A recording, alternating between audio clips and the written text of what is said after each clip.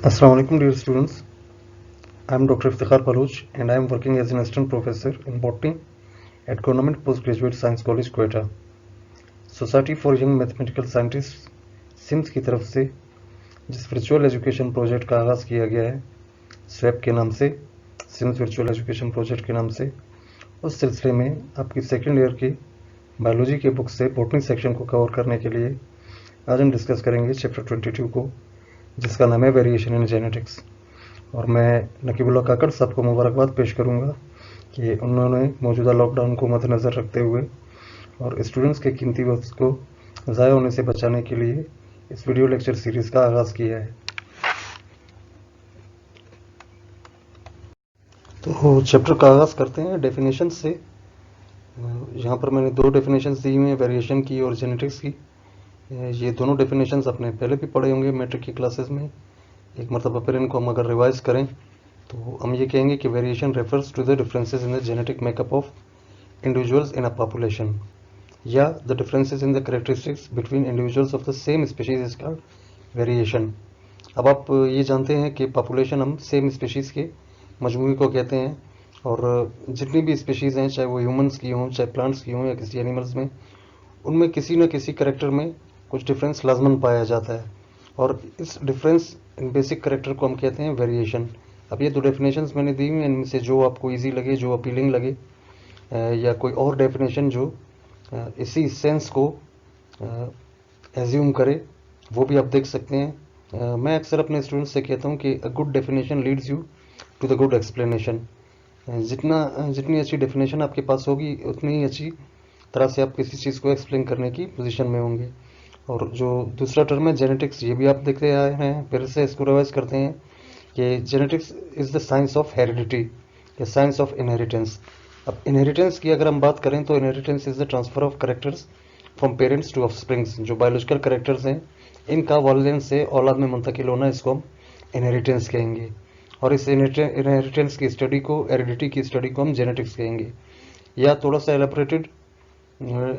एलिबरेटेड definition की तरफ अगर आप जाएं तो genetics is the branch of biology concern with the study of genes, genetic variation and heredity in organisms. आपकी बुक में पेज 275 पर मेंडल की थोड़ी सी बायोग्राफी भी दी हुई है, इसको आप पढ़ लें। हम जो डिस्कस करने जा रहे हैं, हम ये डिस्कस करेंगे कि मेंडल ने किस प्लांट पर अपने एक्सपेरिमेंट्स परफॉर्म किए और उसने क्या नताइज अखज़ किए इस काम से। आपकी बुक में एक छोटी सी मिस्टेक है पेज 275 पे, जिसमें लिखा हुआ है कि Mendel began his breeding experiments on the common garden peas. आगे लिखा हुआ है रिथारस ओडोरेटस, और साथ में ये भी लिखा हुआ है कि note that pisum sativum is sweet P.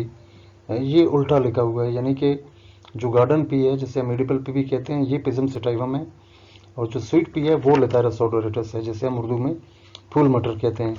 मेरे पास जो सेकेंड ईयर की बायोलॉजी की बुक है, ये ईयर 2018 की first edition. I don't know whether it has been corrected और not in the later editions.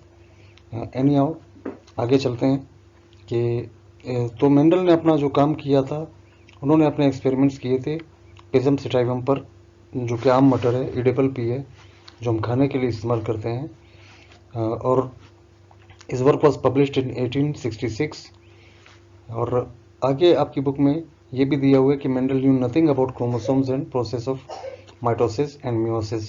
तो ये टाइमिंग आप देखें कि ये 1866 है, 1866 है। ये वो वक्त है कि जब क्रोमोसोम पर से पहले थोड़ा सा काम हुआ था, लेकिन इतनी एक्सटेंसिव स्टडीज़ नहीं हुई थी, जबकि माइटोसिस और मियोसिस का जो प्रोसेस है, इसकी डिस्कवरी तो लेट 1870s में हुई थी। जहाँ तक as far as Mendel is concern, so he knew nothing about chromosomes and process of mitosis and meiosis. उनके जो एक्सप्लेनेशन थी, वो प्योरली उनकी अपने एक्सपेरिमेंट्स की बुनियाद पर थी। अब जैसा कि हम डिस्कस कर चुके कि मेंडल ने अपने जो एक्सपेरिमेंट्स किए थे, उन्होंने पिजम स्टाइवम पर या पी प्लांट्स में किए थे। लेकिन सवाल ये है कि why Mendel selected pea plants for experiments. आपसे एग्जाम्स में भी इस तरह के शॉर्ट क्वेश्चंस पूछे जा सकते हैं कि मेंडल ने अपने काम के लिए मटर के पौधे का इंतखाब क्यों किया। तो इसकी कुछ वजूहत थी। एक तो वजह यह है कि मटर का जो फूल है, इसके जो फ्लावर्स हैं वो बाइसेक्सुअल हैं या हर्माफ्रोडाइट हैं, यानी इनमें दोनों जिन्स या एंड्रोशियम और गायनेशियम, जिनसे आप अवेयर हैं कि androecium is the male reproductive part and gynoecium is the female reproductive part, ये दोनों इसमें पाई जाती हैं। और दूसरी जो वजह है वो ये है कि मटर के फूल में क्रॉस पोलिनेशन के चांसेस बहुत कम हैं, यानी इनमें सेल्फ पोलिनेशन ही ज़्यादा होती है। अगरचे मेंडल ने अपने काम में इन प्लांट्स को क्रॉस पोलिनेट कराया था, लेकिन वो उन्होंने आर्टिफिशियली किया था।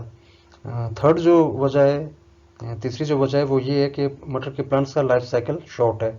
अब इस लाइफ साइकिल से मुराद ये है कि अगर आप मटर के सीड्स लें, उनको आप कल्टीवेट करें, फिर ये दोबारा से ये जब इनके प्लांट्स उगेंगे उनमें जो है फूल बनेंगे, और उस फूल से बाद में फर्दर फ्रूट बनेगा, और उस फ्रूट में सीड प्रोड्यूस होंगे, तो ये इसको हम कहेंगे कि ये इसने अपना लाइफ साइकिल कंप्लीट कर लिया, और ये बहुत शॉर्ट है, जो कि 1 साल में ये अपना प्रोसेस कंप्लीट करता है।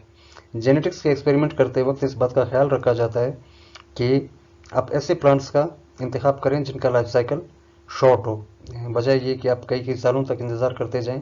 तो ऐसे प्लांट्स जिनका लाइफ साइकिल शॉर्ट हो उनको जेनेटिक्स के एक्सपेरिमेंट्स में प्रेफर किया जाता है, ताकि आप अपने रिजल्ट्स जल्दी से कंक्लूड कर सकें। जो चौथी जो वजह थी मटर के पौधे को सिलेक्ट करने के लिए, वो ये थी कि it is easy to cultivate, यानी मटर के पौधे को कल्टीवेट करना निस्बतन आसान है, इसको किसी स्पेशल ट्रीटमेंट की ज़रूरत नहीं होती। And one of the very important reasons Y Mendel selected P plant for his work, वो ये है कि मटर के पौधे में बहुत ज़्यादा वैरायटीज़ पाई जाती हैं। अब वैरायटीज़ को जैसा कि हम पहले एक्सप्लेन कर चुके कि एक प्लांट में अगर पर्पल फ्लावर प्रोड्यूस हो रहा है पिजम सिटाइवम के, और दूसरे प्लांट में पर्पल की बजाय वाइट फ्लावर प्रोड्यूस हो रहा है, तो इसको हम कहेंगे कि ये इस पिजम सिटाइवम की एक और वैरायटी है।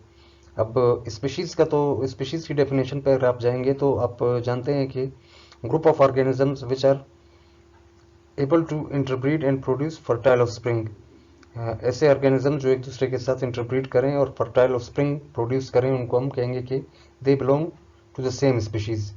अब यहाँ पर अगर हम ऑफस्प्रिंग की बात करें तो ऑफस्प्रिंग से मुराद ये है कि इनमें जो सीड प्रोड्यूस होते हैं उनको आप दोबारा सो करेंगे तो वो फर्टाइल है, यानी उनसे दोबारा पौधे बनने की सलाहियत वो अपने अंदर रखते हैं।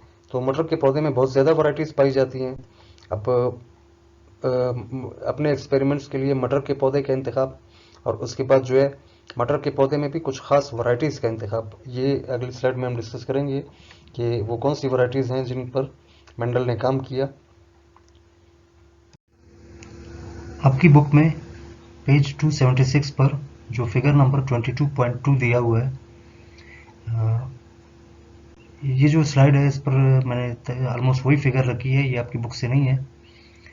मैं कोशिश कर रहा हूँ कि सेकेंड ईयर की बुक को मैं पूरी बुक को स्कैन कर लूँ, लेकिन लॉकडाउन की वजह से चूँकि शॉप्स वगैरह बंद हैं, मैं अभी तक नहीं कर पाया हूँ।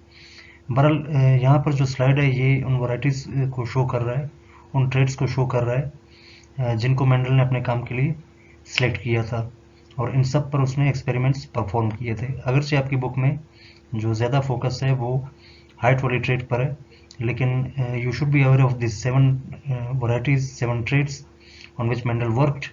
तो एक जो ट्रेड है या करेक्टर है वो ये है कि पिजम सिटाइवम में ऐसी भी वैरायटीज़ पाई जाती हैं जिनका फ्लावर जो है पर्पल कलर का होता है, और ऐसी भी वैरायटी हैं जिनमें जो कि वाइट फ्लावर प्रोड्यूस करते हैं। अगर हम फ्लावर पोजीशन की बात करें तो पिजम सिटाइवम की एक वैरायटी ऐसी भी है जो कि एक्सियल फ्लावर प्रोड्यूस करती है, यानी कि एक एंगल पे जाकर अपने फ्लावर्स बनाती है, जबकि ऐसी भी वैरायटी है जो कि टर्मिनल फ्लावर्स प्रोड्यूस करती है या टॉप पर अपने फ्लावर्स प्रोड्यूस करती है। और जो तीसरा ट्रेट है वो है सीड कलर का, यानी कि एक वैरायटी मटर की ऐसी भी है जो कि येलो कलर के सीड प्रोड्यूस करती है, और साथ ही साथ इसमें ऐसी वैरायटीज़ भी हैं जो ग्रीन कलर के सीड्स प्रोड्यूस करती हैं।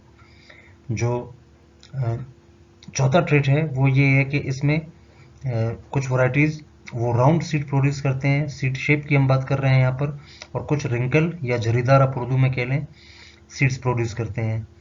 पॉट शेप की अगर हम बात करें तो इसमें से मटर की कुछ वैरायटीज़ हैं जो कि इन्फ्लेटेड पॉट्स बनाती हैं, यानी जो इसकी फ्रूटिंग बॉडी होती है जिसे हम फली भी कह सकते हैं, ये इन्फ्लेटेड भी हो सकता है और कंस्ट्रिक्टेड यानी कि थोड़ा सा पिचका हुआ भी हो सकता है। आपकी बुक में यहाँ पर इन्फ्लेटेड की बजाय राउंड लिखा हुआ है, यानी कि ये इन्फ्लेटेड होने की वजह से राउंड अपीयरेंस ही देता है। जो छठा ट्रेट है वो ये है कि पॉट कलर, यानी जो फ्रूटिंग बॉडी का कलर है ये ग्रीन भी हो सकता है और येलो भी हो सकता है। दोनों किस्म की वैरायटीज़ मटर में पाई जाती हैं। और जो सेवन्थ है वो है स्टेम की लेंथ, यानी कि इसमें एक वैरायटी ऐसी है जो कि बहुत ज़्यादा टाल है, और ऐसी भी वैरायटी है जो कि डार्फ है। तो इन तमाम वैरायटीज़ पर मेंडल ने एक्सपेरिमेंट्स परफॉर्म किए। तो अब तक के लेक्चर से आपको अंदाज़ा हो चुका होगा कि मेंडल ने अपने काम के लिए न सिर्फ एक बेहतरीन पौधे का इंतखाब किया, बल्कि उसमें से भी फर्दर सिर्फ ऐसी वैरायटीज़ का इंतखाब किया जिनमें बहुत वाज़ेह फ़र्क है, क्लियर कट डिफरेंस है, या ये कंट्रास्टिंग ट्रेड्स का इंतखाब उन्होंने किया और इन वैरायटीज़ को आपस में क्रॉस किया। तो बजा तौर पर हम मेंडल को फादर ऑफ जेनेटिक्स कहते हैं, क्योंकि उन्होंने ये काम प्योरली अपनी एक्सपेरिमेंटेशंस की बुनियाद पर किया, जबकि वो माइटोसिस और मियोसिस और क्रोमोसोम्स के बारे में भी उस वक्त कुछ नहीं जानते थे। Thank you very much dear students. आप अपने क्वेश्चंस हमारे कमेंट सेक्शन में टाइप कर सकते हैं, और इसके साथ ही जो है आप हमारे चैनल को society for young mathematical scientist को सब्सक्राइब भी करें और बेल आइकन को भी क्लिक करें ताकि नई अपलोड होने वाली वीडियोज़ की नोटिफिकेशन आपको फ़ौरन मिल जाए। थैंक्स।